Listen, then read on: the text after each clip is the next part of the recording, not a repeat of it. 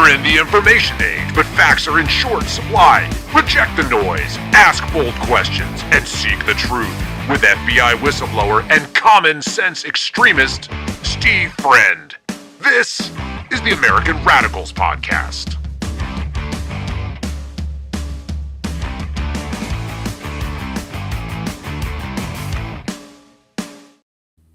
It is the American Radicals Podcast. It's Friday, January 23rd, 2026. Welcome aboard here on rumble.com/amradpod and on YouTube, the American Radicals Podcast. You can also check us out over at Spotify, iTunes, iHeart, if you prefer the audio format. And when you go do all those things, guys, make sure that you give us the thumbs up, the subscribe, and leave some comments. I've been trying to do my utmost to respond to those as quickly as I can. Appreciate the engagement with you as we're endeavoring to radicalize as many Americans as possible to our commonsensical way of thinking here on the AMRAD pod. So on a Friday show, we're going to be talking about the face of evil. And that means we're going to actually do a primer on what the FACE Act is. I will actually weigh in on what went down in Minnesota when there was a ICE protest inside of a house of worship and the potential violations of federal law attaching to that. The Department of Justice responds to those protests and actually did something good. The DOJ is trying to respond to some Minnesota officials who are getting in the way of ICE. The Clintons are facing jail time? Question mark. We're worried about gun control, but maybe it could be getting pared back by your big brother government. Abortion savings accounts are now being tried to establish in the state of Washington, and the latest threat to MAGA hat wearers. So it'll be a lot to get to on a Friday. We will get to it all, guys. Let's get after it.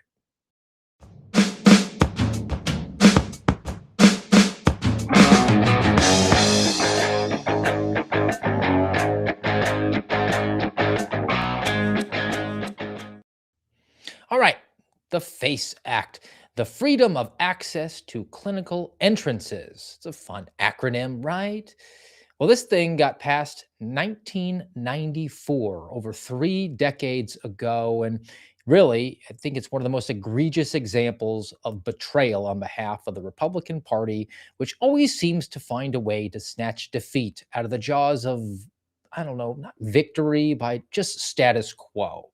It's a way to jab that knife in the back, just between the shoulder blades, in a place where you can't reach it, and then twist it even harder. So before I get to that actual political evolution of it, though, I want to break down the FACE Act, because I think, by and large, people have a misunderstanding of just how far this law actually goes. So went and did a little bit of research from the Cornell Law School and pulled it up, and we will work our way through just the 3 elements of it, the 3 particular ways that you can violate this federal law.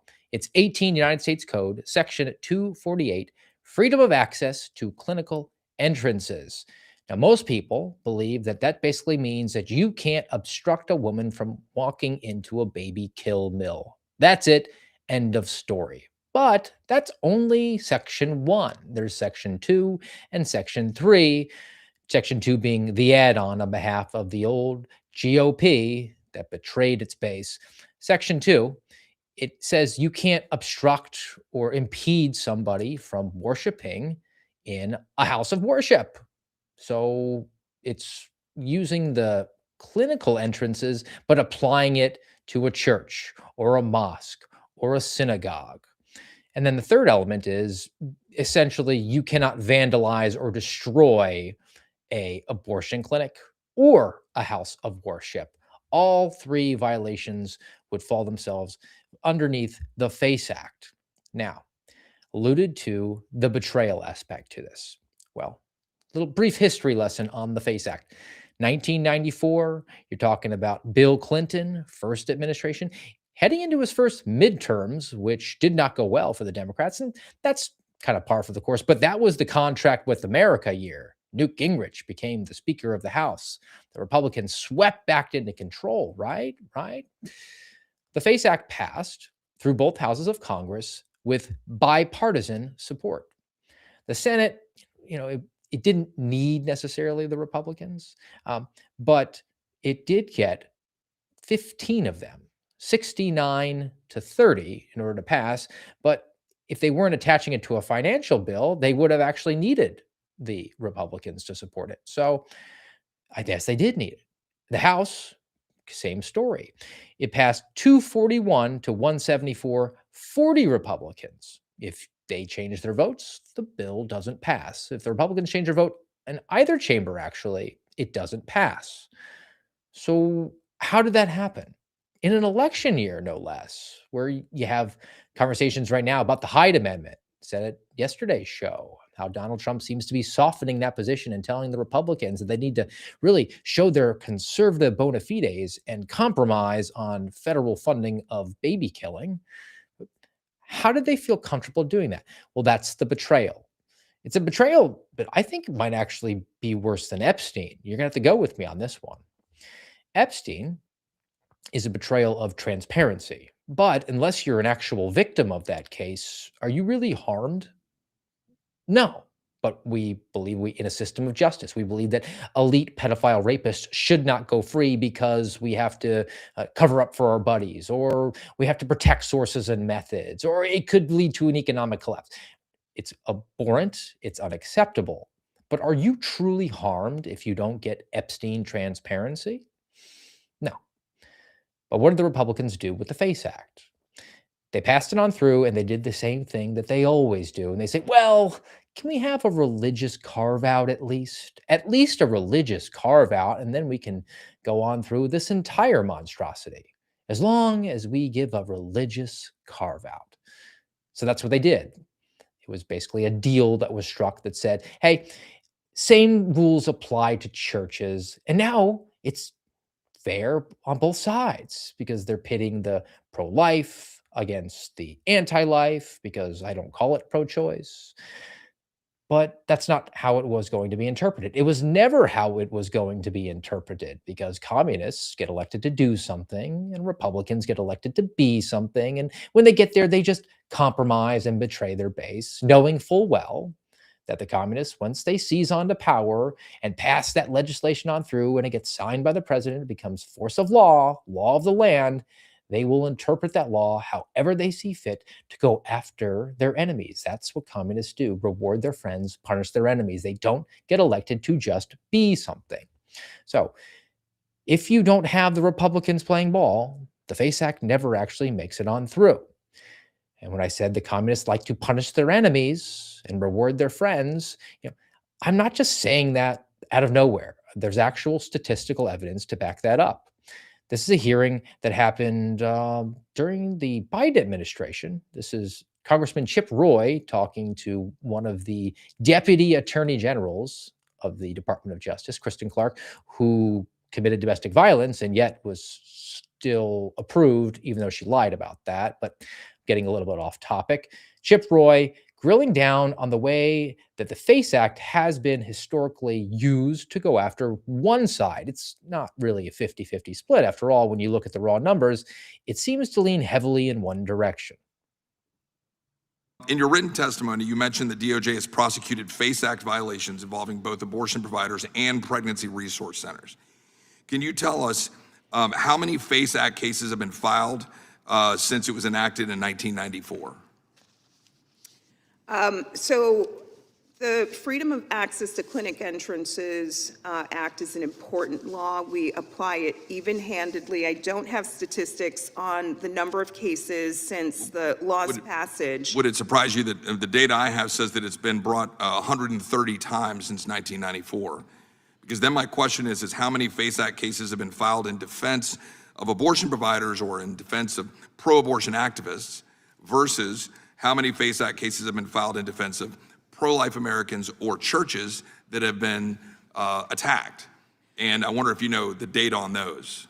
Well, I believe in outreach and have been aggressively conducting outreach to all groups so that the public understands that the FACE Act applies to both pro-choice and pro-life groups. And I will flag for you, Chairman, that we recently had January indictments against 2 Florida residents for spray painting threats on pregnancy resource centers. And I certainly appreciate that you all did that. But the numbers I have are out of 130 uses of the FACE Act since 1994, 126 were for pro-abortion activists and in defense of abortion providers, and 4 have been for pro-life Americans and or churches. So 4 out of 130 were actually for pro-life activists or churches. It's hardly a 50-50 split. It's actually 97% against people for obstructing or impeding a woman from entering an abortion clinic. Or so it's advertised or it's billed. But when you have the Kristen Clarks of the world, the women who chopped up their husband and then lied about it and still got into a position of authority within the Department of Justice, and they have that FACE Act there, they can play with the language a little bit. They can be kind of broad. I mean, obstruction. Where did we hear obstruction applied in a novel way before? Oh, yeah, that's right. January 6th.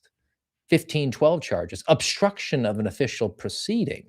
If you walk through the Capitol, not a trespass. It was a felony, according to the Department of Justice. You obstructed the certification of the election, even though that law pertains to evidence handling on a tax case. But when you have an activist in the Department of Justice, they're very comfortable being loose with the language, having some novel interpretation. So was it really obstructing someone's access to a clinical entrance?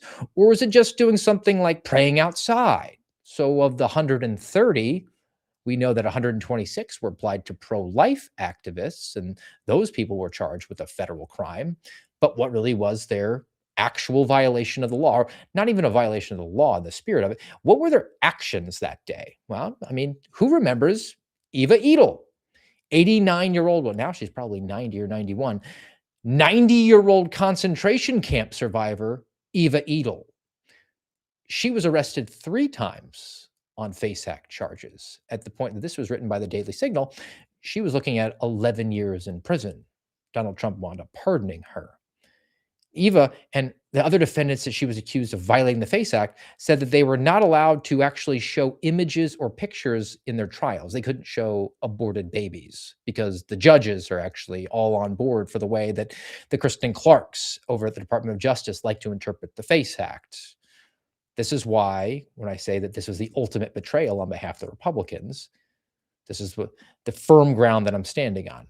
They knew that this is how it was going to be applied. It was never intended to be a protection of churches, access to go worship and exercise your First Amendment right to have a religious worship ceremony in this country.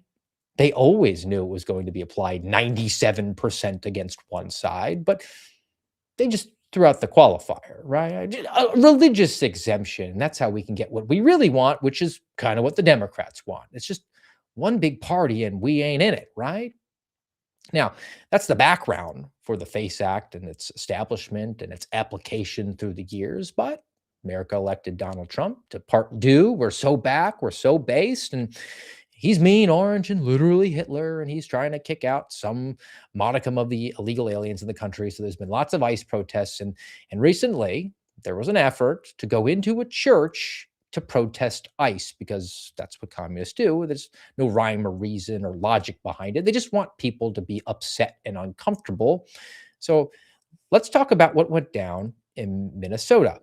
Here's some footage of the way that these individuals comported themselves by going into a house of worship, and let's examine it through the context of our understanding of the FACE Act.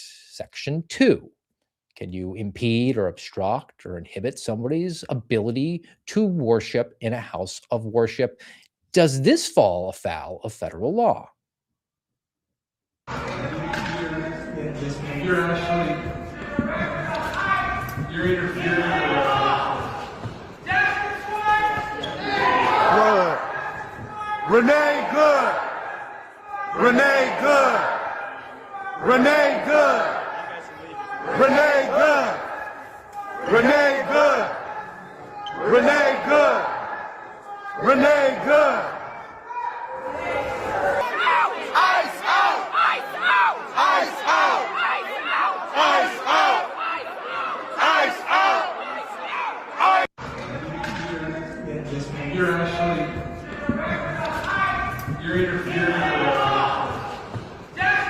That's replaying right now.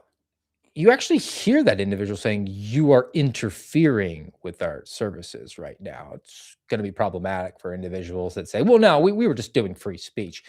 Your ability to exercise your First Amendment right stops when it impedes mine. That's the general understanding of the way that free expression works. Your freedom to swing your fist around in the open air stops when your fist hits my nose. That's probably a more appropriate way to explain what's going on there in that situation. Now, the church, to their credit, has come out and issued a statement. They put it out on social media. I went and found it. This is called Cities Church. And they go into, it's a long statement they wound up issuing, but just a few cliff notes here. The protesters accosted members of our congregation, frightened children, created a scene marked by intimidation and threat. Such conduct is shameful, unlawful, and will not be tolerated. And then they wound up saying that they're calling on local, state, and federal leaders to protect their fundamental right to worship freely. And they said that the church is evaluating next steps and they're going to pursue some civil matters as they could. Okay. So what's going to be the law enforcement response to this? I mean, to those specific people? We did actually get some progress recently on that. The Attorney General of the United States went out and publicly said that a couple of those individuals have already been arrested. So props where props is due.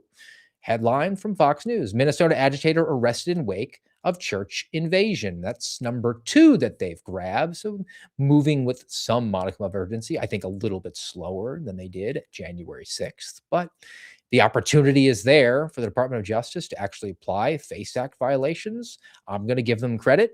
Been pretty hard on Pam Bondi because I don't believe that she's suited for that position. I don't think she's particularly interested in that position. She just likes to go on Fox News and talk in a very up-talky way and then move to try to take people's guns away. That's my general 30,000-foot interpretation of Pam Bondi. But at least in this instance, it seems that the individuals that went into the church, at least 2 of them, are under some sort of criminal indictment and arrest and have been charged.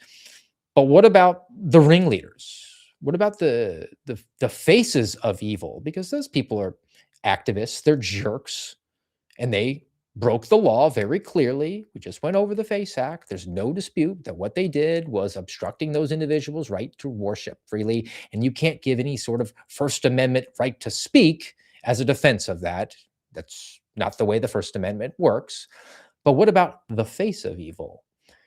The government, after January 6th, went after some of the big names. You had Brandon Straka gets charged. You had Siaka Massaquoi. Owen Schroyer went to jail. They went after Steve Baker. I mean, these people, they're public faces. Individuals know who they are, and no one is above the law. Well, I'd like to see some modicum of even-handed application to that. I mean, what about Mr. Don Lemon, who former news anchor at CNN, now independent, I guess, because they ran him off because he sucked at his job. He's doing his own thing, and he was there just documenting what was going on as a journalist, Big J journalist, who's wearing his own merch. I guess it says Lemon Nation on his head for those who are listening to the audio format on Spotify, iTunes, iHeart. Flip on the Spotify visual or hop on over to rumble.com/AmRadPod or the American Radicals podcast on YouTube. And you too can see Lemon Nation. And these are some of the comments that old Don Lemon was making when he was there, just documenting and memorializing the breaking of federal law. This is an operation that is secret, that they invited folks out. This is Operation Pull Up, more of a clandestine operation. We show up somewhere. They don't expect us to come there, and then we disrupt business as usual. So right now it's kind of mayhem. We're not part of the activists, but we're here just reporting on them. Did they explain to you why they're here? They did not. They said that there is someone here in Easterwood, someone who is a member of ICE, and he's a pastor of the church. Our church had gathered for worship, which we do every Sunday. We asked them to leave, and they obviously have not left. So this is what the First Amendment is about the freedom to protest. There's a varying array of views in this church on politics of immigration, recognize the complexity of the issue. This shows you just how divided America is. When you look at the protesters here, and then you look at the people there who are praying, and you know what was the interesting thing? If these two groups could just get together, they might figure out what to do. I don't necessarily agree with everything that's going on in the Twin Cities right now, but I don't think it's good to fight fire with fire. I think it's good to speak up. I think it's good to protest, but I think it's better to do it in a peaceful way. Yeah, that was interesting to watch. This guy here, look, he's hugging his kid. And, you know, I imagine it's uncomfortable and traumatic for the people here. They think you lost and this didn't accomplish anything, and you went into their house, the house of the Lord. The reality is the house of the Lord is a place where love lives.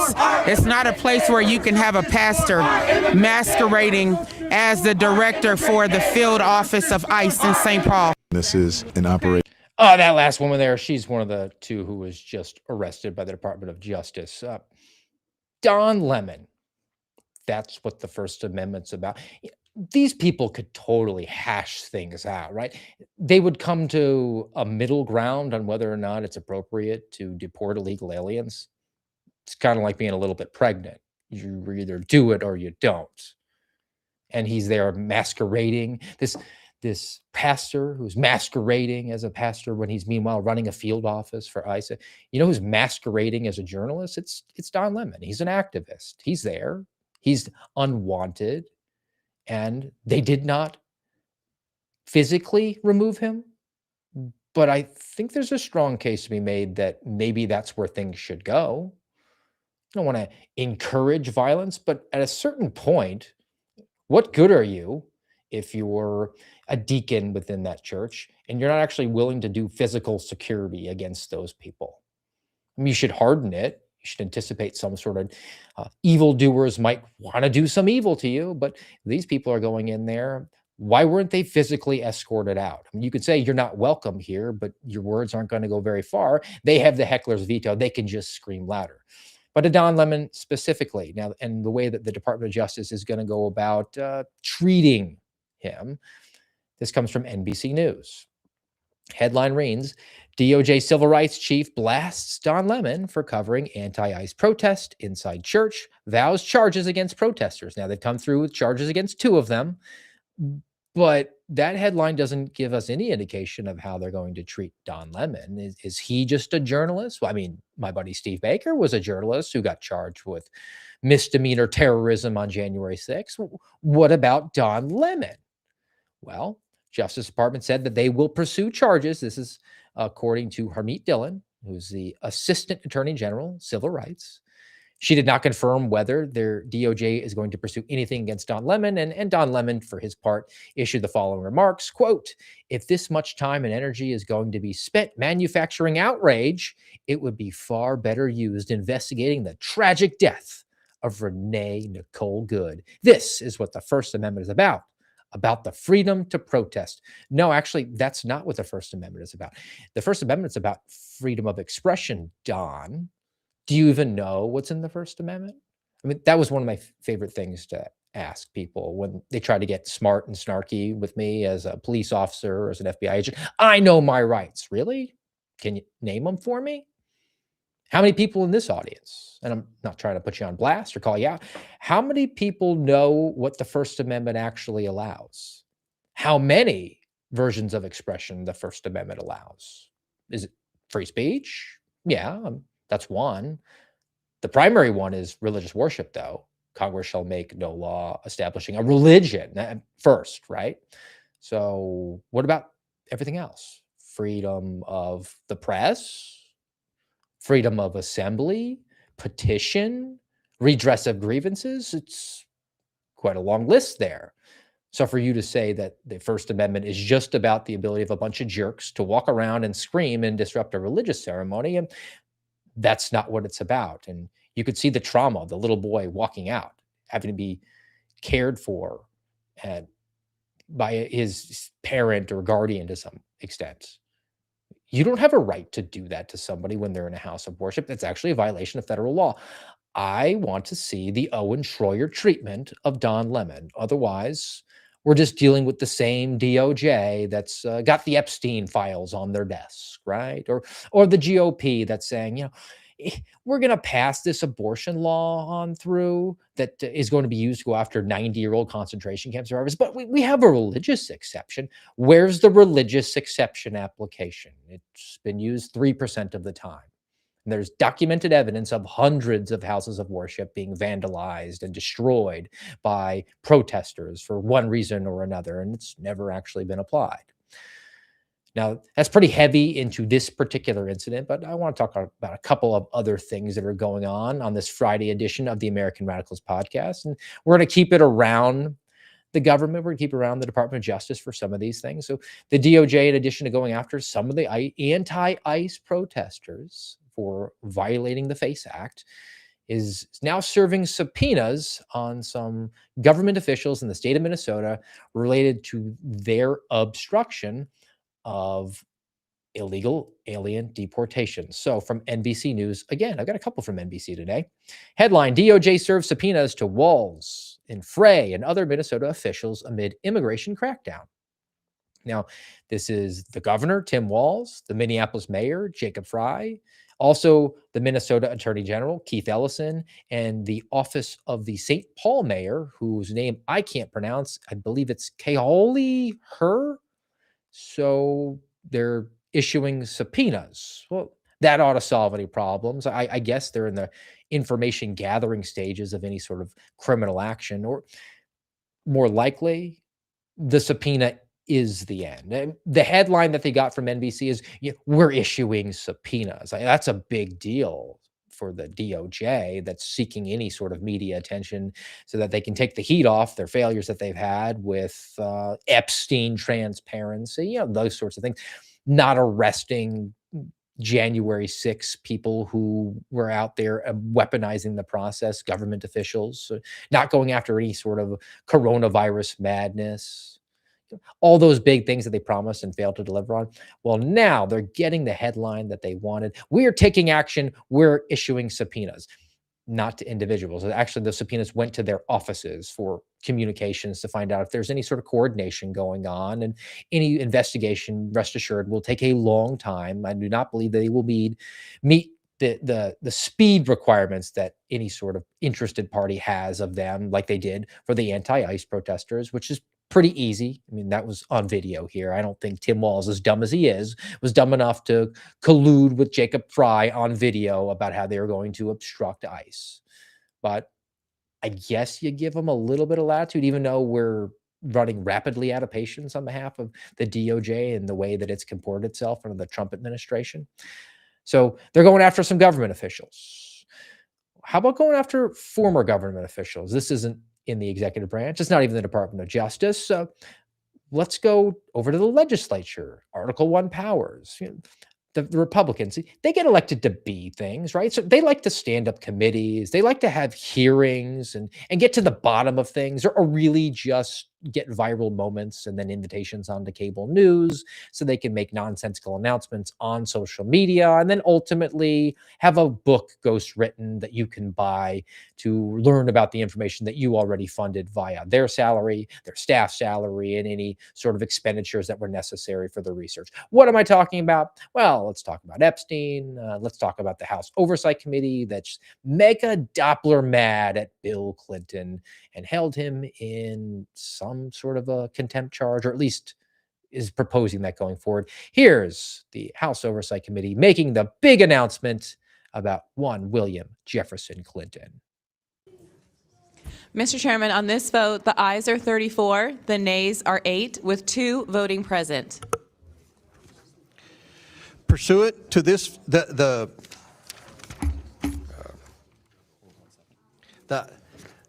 ayes have it. Pursuant to this vote, the committee hereby favorably reports and adopts this report recommending that the House of Representatives find William J. Clinton in contempt of Congress for refusal to comply with the subpoena duly issued by this committee.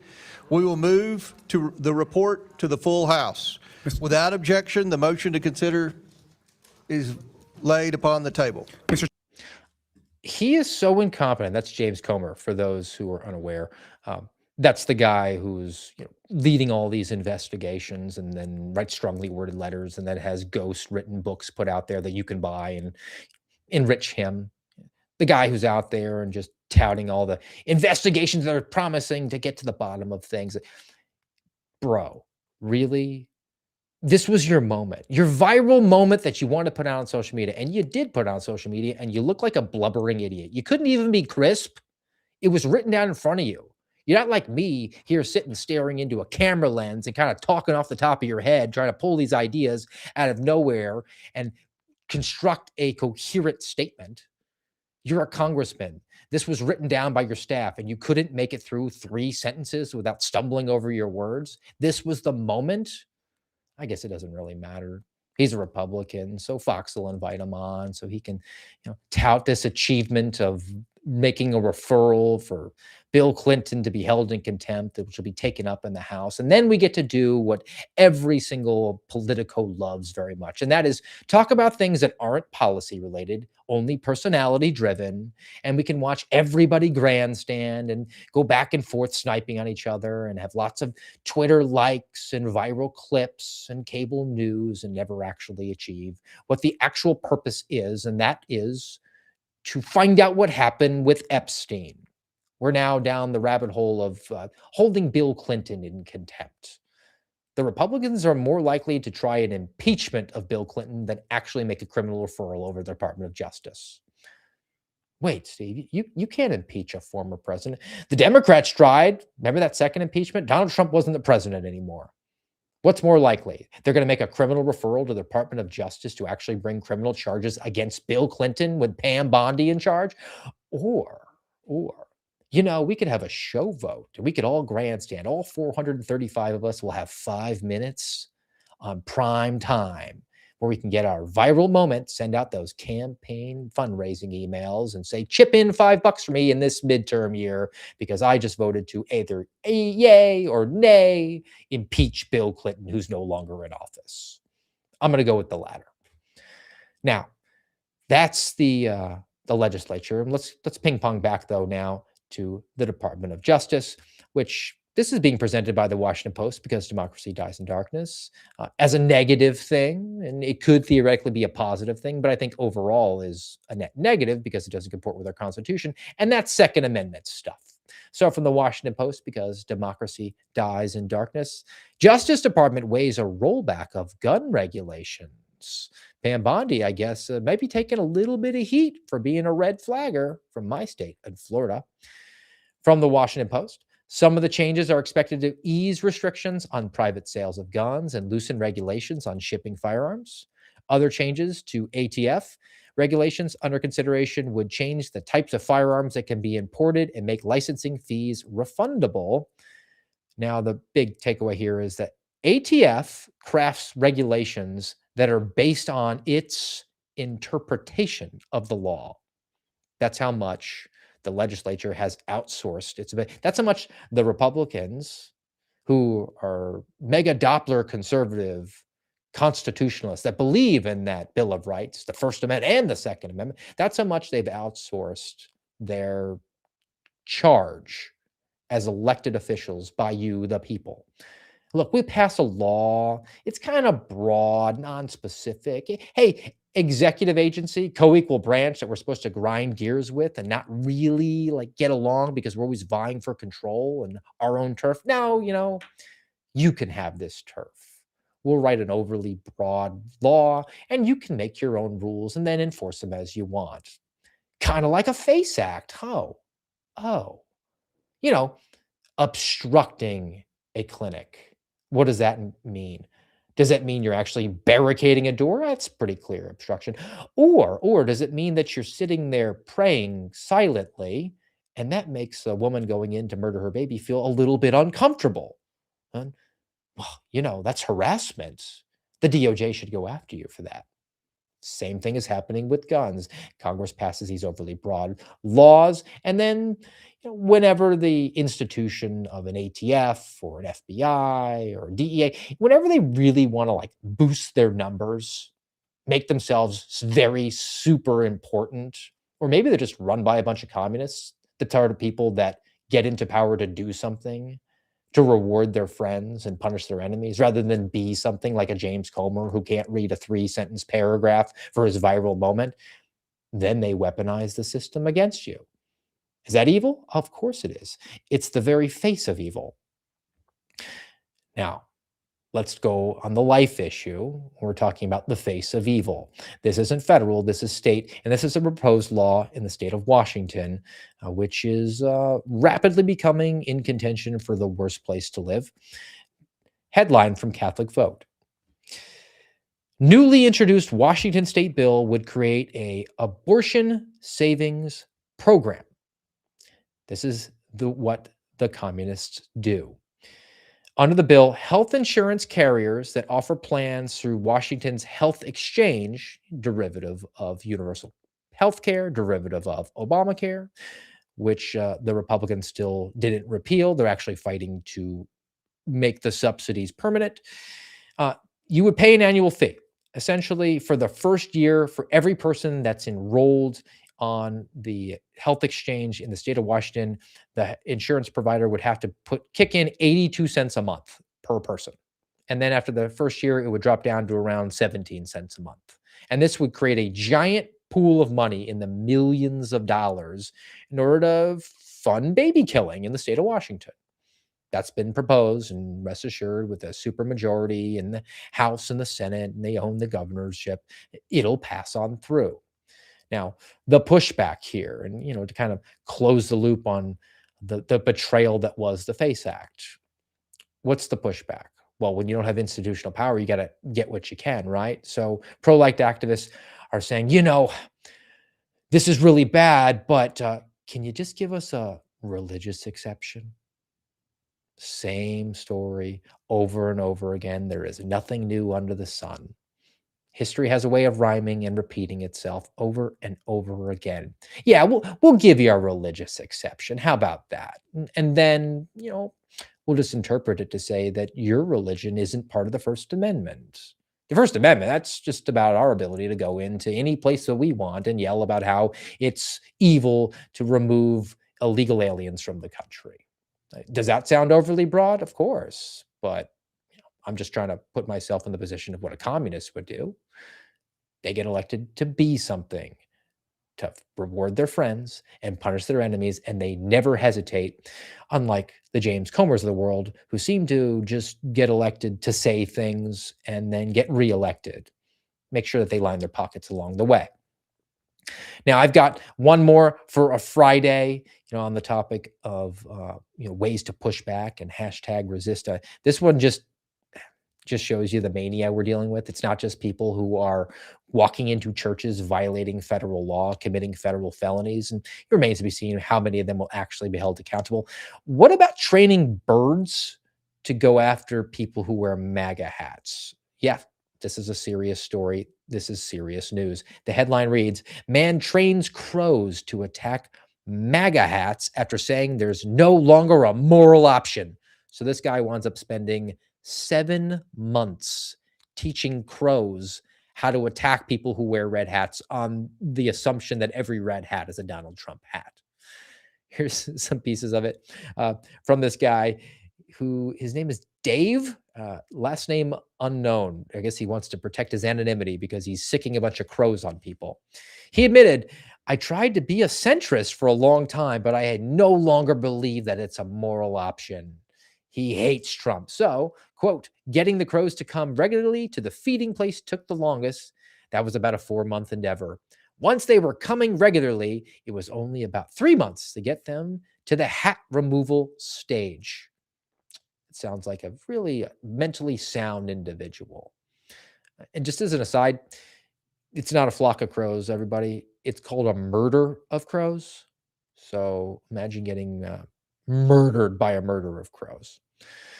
All right, we have reached the end of the AmRad pod, but I will not leave you without a palate cleanse today, and it'll be kind of relevant to these anti-ICE protesters. I think this is the proper way to engage these individuals. I mean, Don Lemon said, if the people in the church just met with the anti-ICE protesters, they could surely find a common ground.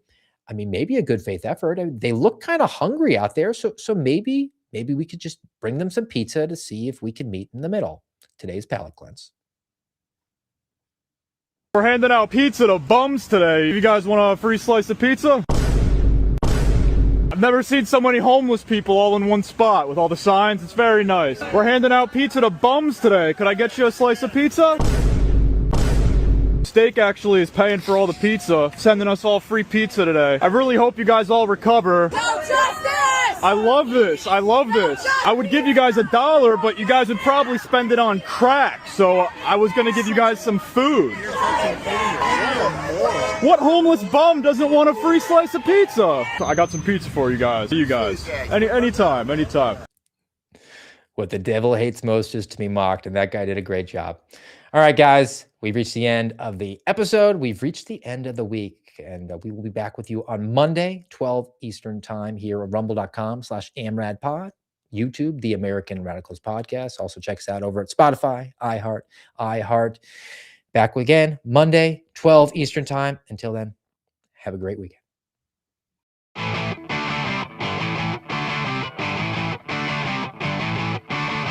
You've been listening to the American Radicals Podcast. Find us on YouTube, Rumble, and X at AmRadPod.